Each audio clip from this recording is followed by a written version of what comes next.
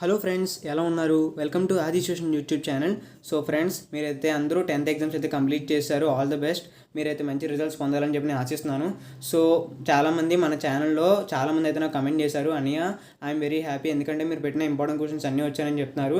So నేనైతే చాలా సంతోషంగా ఉన్నాను, ఎందుకంటే చాలామంది ఎగ్జామ్స్ చాలా బాగా రాశాను, మంచి స్కోర్ వస్తుందని చెప్పినంత కమెంట్ చేశారు. సో మనం పడ్డ 1 year కష్టం అయితే రిజల్ట్ అయితే వస్తుంది మంచిగా. సో అది చాలా హ్యాపీ ఫీల్ అవుతున్నాను. సో ఓకే, 10th అయితే అయిపోయింది, కానీ చాలామంది అనియా 10th అయితే అయిపోయింది, కాకపోతే నెక్స్ట్ ఏ కోర్స్ తీసుకోవాలని చెప్పి చాలా డౌట్గా ఉంది అనియా, కొంచెం దానికోసం ఒక వీడియో చేయరా డీటెయిల్గా అన్నారు. సో అందుకోసం నేను నాకున్న ఫెసిలిటీస్తో చాలా నీట్గా క్వాలిటీగా అయితే ఎక్స్ప్లెయిన్ చేద్దాం అనుకుంటున్నాను. సో వీలైనంత వరకు ఎక్స్ప్లెయిన్ చేస్తాను క్లారిటీగా. సో ఓకేనా, మీరు 10th అయిపోయిన తర్వాత మీకు ముఖ్యంగా ఒక 6 పాయింట్స్ గుర్తుపెట్టుకోండి. సో 6 ఏంటంటే, మీకు ఫస్ట్ 10th అయిపోయిన తర్వాత ఇంటర్మీడియట్ ఉంటుంది. సో ఇంటర్మీడియట్ 2 years ఉంటుంది. సో అందులో ఇంటర్మీడియట్లో సబ్ టాపిక్స్ ఇంకా ఏముంటాయి అవి కూడా చెప్తాను. సో ఒక్కొక్క దానికి 6 సబ్ టాపిక్స్ చెప్తాను. అంటే మీరు 10th అయిపోయిన తర్వాత ఒకవేళ ఇంటర్మీడియట్ తీసుకుంటే అందులో ఏం నేర్చుకుంటారు సబ్జెక్ట్స్. సో దాని తర్వాత పాలిటెక్నిక్ తీసుకుంటే అందులో ఏముంటాయి, ఐటీఐ తీసుకుంటే ఏముంటే, సో వాటి గురించి కూడా ఒక్కొక్కటి చెప్పుకుంటూ వస్తాను. So first of all intermediate మీకు 2 years ఉంటుంది. దాని తర్వాత పాలిటెక్నిక్ మీకు 3 years ఉంటుంది. దాని తర్వాత ఐటీఐ అంటే ఇండస్ట్రియల్ ట్రైనింగ్ ఇన్స్టిట్యూట్, ఇది ఒక 2 years వరకు ఉంటుంది. దాని తర్వాత పారామెడికల్ కోర్సెస్ ఉంటాయి. సో మీకు ఇది ఒక 3 years ఉంటుంది. నెక్స్ట్ షార్ట్ టర్మ్ కోర్సెస్ ఉంటాయి, అవి ఒక 6 months లేదా 1 year వరకు ఉంటుంది. దాని తర్వాత అదర్ కోర్సెస్. సో మీకు ముఖ్యంగా ఈ 6 కోర్సెస్ అయితే ఉంటాయి. సో ఇప్పుడు నేను ఒక్కొక్కటిగా మీకైతే ఎక్స్ప్లెయిన్ చేసుకుంటూ వస్తాను. సో వీడియో మొత్తం చూసిన తర్వాత డీటెయిల్గా అర్థం చేసుకొని మీకు ఏ కోర్స్ సూటబుల్ అవుతుందో అప్పుడు మీకు దాని గురించి కూడా చెప్తాను. ఓకేనా? So friends, first of all intermediate, మీకు ఇంటర్మీడియట్ అనేది 2 years ఉంటుందని చెప్పాను కదా. సో ఇంటర్మీడియట్లో మీకు 3 సబ్జెక్ట్ బ్యాక్గ్రౌండ్స్ ఉంటాయి, అవి కూడా చెప్తాను. ముందుగా science background subjects, commerce background subjects, art background courses అయితే ఉంటాయి మీకు ఈ విధంగా. ఫస్ట్ ఆఫ్ ఆల్ చూసుకుంటే సైన్స్లో మీకు కామన్గా ఉండే సబ్జెక్ట్స్ ఏంటంటే ఫిజిక్స్, కెమిస్ట్రీ కామన్గా ఉంటాయి. ఒకవేళ మీరు మ్యాథ్స్ అనేది ఇంట్రెస్ట్, నేను మ్యాథ్స్ బాగా చేయగలను, మీకు అది ఒక ఇంట్రెస్ట్ అయిన సబ్జెక్ట్ అనుకుంటే మాత్రం ఖచ్చితంగా మీరు ఎంపీసీ అనేది చూస్ చేసుకోండి. నెక్స్ట్, నాకు మ్యాథ్స్ అంటే అసలు ఇంట్రెస్ట్ లేదు, నాకు బయాలజీ అంటే ఇంట్రెస్ట్, మెడిసిన్ వైపు వెళ్ళాలని ఉంది అలా అనుకుంటే కనుక మీరు ఖచ్చితంగా బైపీసీ అనేది చూస్ చేసుకోండి. సో నెక్స్ట్ మనకి ఎంపీసీ, బైపీసీ అనేది మోస్ట్ డిమాండింగ్ కోర్సెస్ అనమాట. చాలామంది ఈ గ్రూప్స్ అయితే సెలెక్ట్ చేసుకుంటారు ఫర్ ఫ్యూచర్ పర్పసెస్. సో మీరు కూడా మంచి కోర్స్ అయితే చూస్ చేసుకోండి. దాని తర్వాత కామర్స్ సబ్జెక్ట్ అంటే ఇందులో మీకు ఒక గ్రూప్ ఉంది, ఆ గ్రూప్ సిఈసి అంటే సివిక్స్, ఎకనామిక్స్, కామర్స్. యాక్చువల్గా చెప్పాలంటే ఇది ఒక సోషల్ సైన్స్ బ్యాక్గ్రౌండ్ అన్న సబ్జెక్ట్. సో మీ ఇంట్రెస్ట్ ఉంటే మీరు దీన్ని ఎంచుకోవచ్చు. దాని తర్వాత ఆర్ట్స్లో మీకు 2 గ్రూప్స్ ఉంటాయి, ఒకటి ఎంఈసి, 2 హెచ్ఈసి. ఎంఈసి అంటే మ్యాథ్స్, ఎకనామిక్స్, కామర్స్. దాని తర్వాత హెచ్ఈసి అంటే హిస్టరీ, ఎకనామిక్స్, సివిక్స్. సో ముందుగా ఎంఈసి అంటే మీకు ఇది కూడా మ్యాక్సిమం మ్యాథమెటికల్ మీద డిపెండ్ అయి ఉంటుంది. ఒకవేళ చాలామందికి నేను సీఏ అవ్వాలి అనే వాళ్ళు ఉంటారు కదా యాస్పిరెంట్స్. సో ఆ సీఏ అవ్వాలనుకున్న వాళ్ళకి ఇది ఒక మంచి గ్రూప్, ఎందుకంటే ఇందులో మీకు మ్యాక్సిమం మ్యాథమెటిక్స్ గురించి ఉంటుంది. సో ఫ్యూచర్లో నెక్స్ట్ మీరు దీని తర్వాత సీఏ కూడా ఎంచుకునే అవకాశం అయితే ఉంటుంది.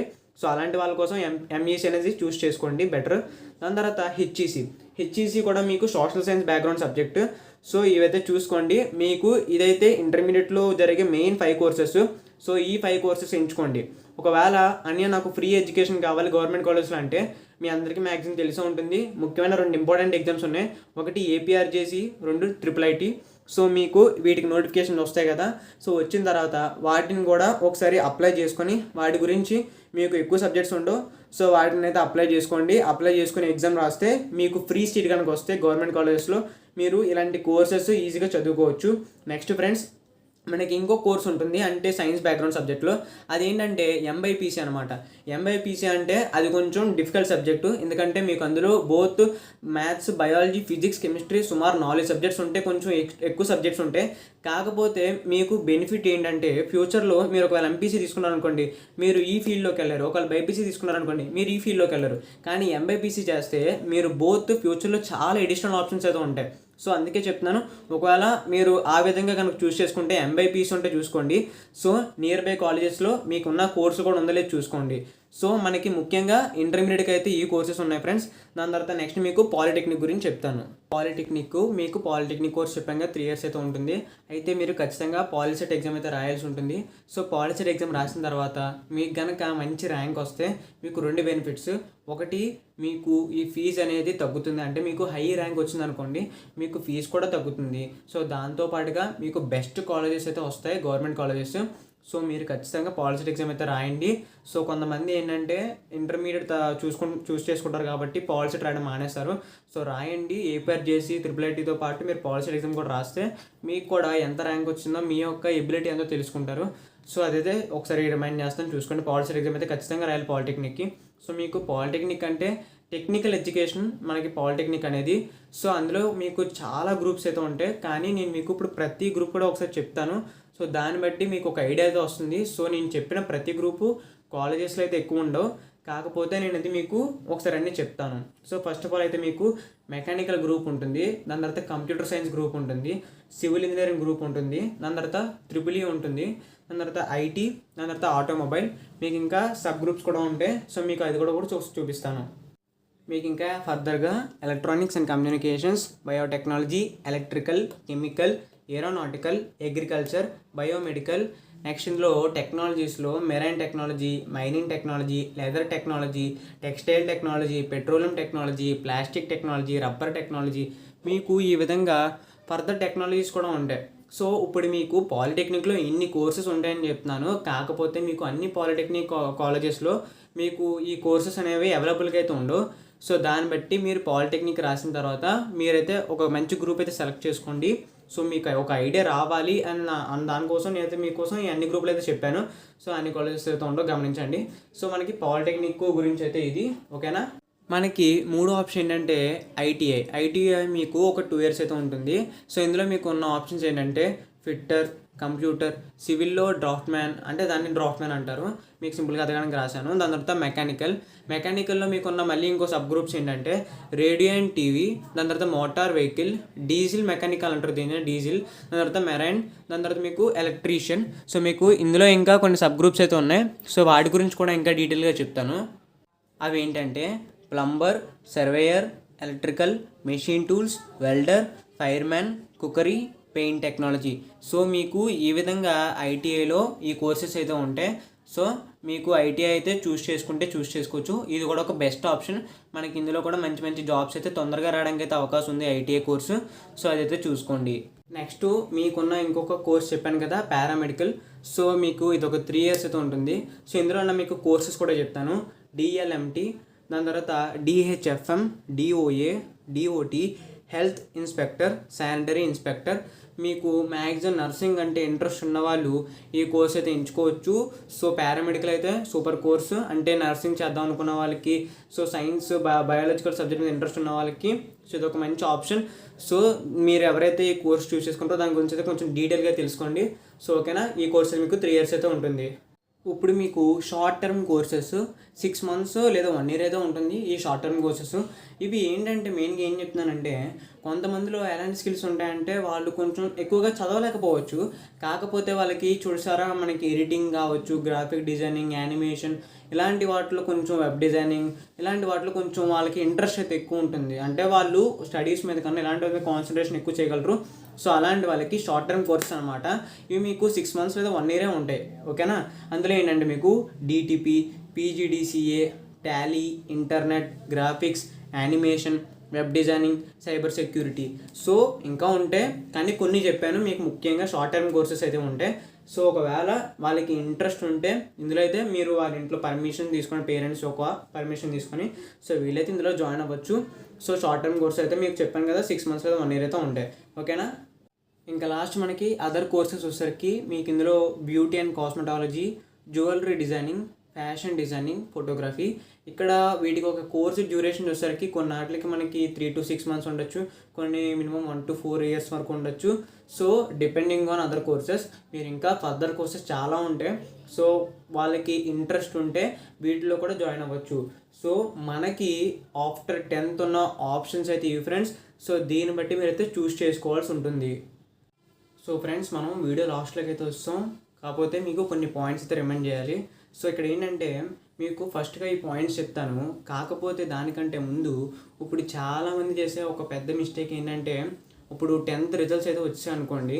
సో వచ్చేసిన తర్వాత ఉదాహరణకి ఒక అబ్బాయికి మ్యాథ్స్ అంటే కొంచెం ఇంట్రెస్ట్ లేదు. సో తను ఏం చేస్తాడు, మ్యాథ్స్ అంటే ఇంట్రెస్ట్ లేకపోయినా సరే ఆ సబ్జెక్ట్లో తన యొక్క ఇంపార్టెంట్ ప్రాబ్లమ్స్ ఆర్ సమ్స్ నేర్చుకొని అందులో కొంచెం హై స్కోర్ చేశాడు అనుకోండి.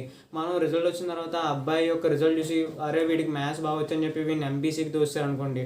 సో తన యొక్క కెరీర్ చాలా ప్రాబ్లం ఫేస్ చేయాల్సి వస్తుంది. సో ఒక ఉదాహరణకి బయాలజీ ఉందనుకోండి. ఉదాహరణకి ఆ అబ్బాయే బయాలజీ కొంచెం ఇంపార్టెంట్ క్వశ్చన్స్ చదువుకొని ఇంపార్టెంట్ డయాగ్రామ్స్ చదువుకొని అవే రాసి మంచి మార్క్స్ స్కోర్ చేసాడని చెప్పి వీడికి బైపీసీ అని చెప్పి డాక్టర్ సైడ్ మెడిసిన్ సైడ్ తోస్తారనుకోండి. సో వాడి యొక్క లైఫ్ అనేది చాలా ట్రబుల్స్ అండ్ ఫేస్ చేయాల్సి ఉంటుంది. సో ఇలాంటి మిస్టేక్స్ జరగకూడదు. అంటే నేను ఏమంటున్నానంటే, మీకు వచ్చిన మార్క్స్ బట్టి కాదు, మీ యొక్క ఇంట్రెస్ట్ బట్టి చూసుకోవాలి. మీకు మ్యాథ్స్ అంటే ఇంట్రెస్టా, ఫిజిక్స్ అంటే ఇంట్రెస్టా, కెమిస్ట్రీ అంటే ఇంట్రెస్టా, అప్పుడు మీరు ఎంపీసీ తీసుకోండి. అంటే ఉదాహరణకి ఎంపీసీ బైపీసీ చెప్తున్నాను, not only for MPC BiPC, ఏదైనా సరే అంతే. ఓకేనా? సో ఆ విషయం మాత్రం ఖచ్చితంగా రిమైండ్ చేసుకోండి. అండ్ నెక్స్ట్ సాధ్యమైనంత వరకు పేరెంట్స్కి వీలైనంత వరకు చెప్పండి, నాకు ఈ గ్రూప్ అంటే ఇష్టం, నాకు ఈ సబ్జెక్ట్ అంటే ఇష్టం, నేను ఇందులో చేరాలనుకుంటున్నాను. సో దానికి ఫర్దర్గా ఏం స్టెప్స్ తీసుకోవాలి. సో నాట్ ఓన్లీ పేరెంట్స్, మీ యొక్క బ్రదర్స్ని లేకపోతే నైబర్స్, సో అంటే వాళ్ళ యొక్క సజెషన్స్ తీసుకొని వాళ్ళు చెప్పిందే ఫాలో అయిపోమని మాత్రం నేను చెప్పట్లేదు. ఎందుకంటే ఇది మీ లైఫ్, మీ యొక్క కెరియర్ కాబట్టి మీ యొక్క డెసిషన్ మీద డిపెండ్ ఉండాలి. ఓకేనా? సో ఫస్ట్ ఏంటంటే, నేను ఇప్పుడు మీకు ఇన్ని కోర్సెస్ చెప్పాను కాబట్టి చాలామంది ఏంటంటే ఓ మై గాడ్ ఇన్ని కోర్సెస్ ఉన్నాయని చెప్పి కొంచెం కన్ఫ్యూజన్లో ఉంటారు. సో ఒకటి, మీరు ఈ కన్ఫ్యూజన్ నుంచి బయటపడాలంటే ఒకటి ఏం చేయాలంటే, first what is your aim, అసలు మీరు ఏం అవ్వాలనుకుంటున్నారు. ఉదాహరణకి ఒక ఐఏఎస్ అంటే ఇండియన్ అడ్మినిస్ట్రేటివ్ సర్వీస్లో చేరాలా, లేకపోతే ఐపీఎస్ చేరాలా, ఏం చేద్దాం అనుకుంటున్నారు. So it is depending on your subject మీద డిపెండ్ ఉంటుంది, మీ యొక్క డెసిషన్ మీద డిపెండ్ ఉంటుంది. అంటే అసలు మీరు ఒక ఏం పెట్టుకోవాలి, అసలు మీ యొక్క అంబిషన్ ఏంటి, మీ ఎయిమ్ ఏంటి. సో దాన్ని బట్టి డిసైడ్ చేసుకోండి. ఫస్ట్ మీ యొక్క ఏం డిసైడ్ చేసుకుంటే దాని తర్వాత ఫర్దర్గా అసలు మీరు ఏం కోర్స్ తీసుకోవాలి, ఏ పాత్రలోకి వెళ్ళాలి ఆఫ్టర్ 10th అనేది. ఎందుకంటే ఇప్పటిదాకా 10th అనేది అందరం ఒకటే చదివాం, ఒకే సబ్జెక్ట్ చదివాం. కానీ ఫర్దర్గా ఇప్పుడు అందరూ డిఫరెంట్ ఫీల్డ్స్లోకి వెళ్ళిపోతారు. సో అందరూ వాడే ఫీల్డ్లోకి వెళ్ళాడు, వాళ్ళు సజెషన్ ఇచ్చారని చెప్పి మీరు మాత్రం అటువంటి రాంగ్ స్టెప్ మాత్రం ఇవ్వకండి. ఫస్ట్ మీ యొక్క ఎయిమ్ ఏంటో తెలుసుకోండి. ఆ ఎయిమ్ సాధించాలి అంటే ఎటువంటి కోర్సెస్ తీసుకుంటూ స్టెప్ బై స్టెప్ రావాలో ఆలోచించుకుంటూ మీకంటూ ఒక పాత వేసుకోండి. సో ఓకేనా? సెకండ్ పాయింట్ అదే, choose the course basing on your aim. ఓకేనా? అసలు ఏ కోర్స్ చూస్ చేసుకోవాలో అనేది మీ యొక్క ఎయిమ్ బట్టే ఉంటుంది. ఖచ్చితంగా మీ ఫస్ట్ ఎయిమ్, అసలు ఏం అవ్వాలనుకుంటున్నారో చూసుకోవాలి. దాని తర్వాతే కోర్స్ అనేది సెలెక్ట్ చేసుకోవాలి. ఓకేనా? దాని తర్వాత ముఖ్యంగా ఏంటంటే, select best colleges near by you. అంటే ఇప్పుడు ఫర్ ఎగ్జాంపుల్ మీకు సరౌండింగ్స్లో అసలు మీకు ఏమంటే ఏంటో ఉంది, మీకు అసలు ఏ కోర్స్ తీసుకోవాలో ఐడియా ఉంది. కాకపోతే కొంతమందికి మెయిన్ డౌట్ ఏంటంటే, చుట్టుపక్కల ఉన్న బెస్ట్ కాలేజెస్ చెప్తారా లేదా, ఇలాంటి ఇష్యూస్ మధ్య చాలామంది ఇరుక్కుపోతూ ఉంటారు.